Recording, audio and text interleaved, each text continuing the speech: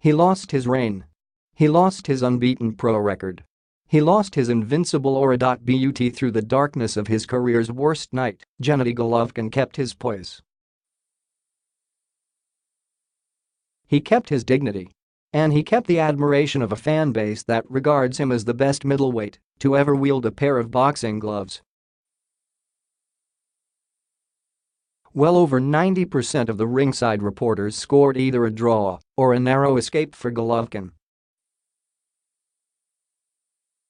The punch stat numbers clearly supported the sentiment as Golovkin threw more punches, 879-622, and landed more jabs, 118-59. Bum calls are nothing new in the corrupt world of boxing. Especially in Las Vegas, the world's ultimate party mecca, where the weak quickly lose their inhibitions, while the strong and the righteous willingly surrender to wrong choices. Golovkin knows all these. He is generous, not stupid. And he ain't bitter, a gracious show of self-restraint considering that he was robbed the first time and shortchanged in the rematch last Saturday at the T-Mobile Arena. This is a great fight. Congrats to Canelo. Today, he's champion. I'll come back, he told the Los Angeles Times. Golovkin's trainer, Abel Sanchez, is a straight shooter who rarely bites his tongue. But like his prized ward, Sanchez also proved that he can lose all his marbles without losing his poise and sense of civility. Canelo fought a great fight, Sanchez conceded. He redeemed himself. He's an exceptional fighter. It's easy to understand the righteous rage about Golovkin getting another supposedly unfair shake, but it would be foolish to declare that another brazen heist had just been pulled off at the famous Strip. He might not have won in many eyes, all right, but let this be clear, Canelo earned this verdict. Fair and square. He did everything. Whatever it took. Abruptly condemned for 2 failed drug tests, which postponed the original May 5 rematch date, Canelo ignored all the noise and somehow summoned the mental fortitude focus on training.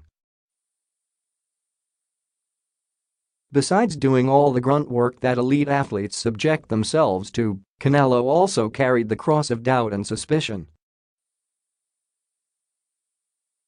Accused of running in the first fight, prancing away from danger, as though he was a Canela, the red-headed pride of Guadalajara, Jalisco stood in front of Golovkin for 12 brutal rounds and bravely lived up to the tradition of his Mexican forefathers who brawled until there was no more blood left to bleed. Told that it was unlikely to beat Golovkin pedaling backwards, Canelo risked his personal safety by walking through GGG's whiplash-inducing jabs and murderous rights. He bravely brought the fight to Golovkin and triumphantly landed more power punches, 143-117. This victory was no gift from the judges. The only gift that was handed out was the classic the two worthy combatants dished out to entertain the avid worshippers of the fight game.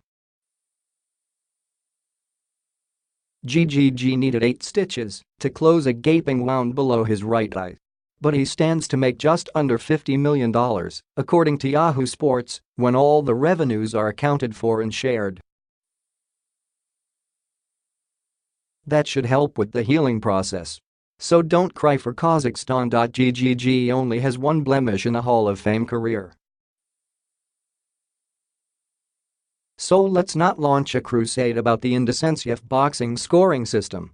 Golovkin won 38 fights without our help, let him fight this battle, this perceived slight, as well.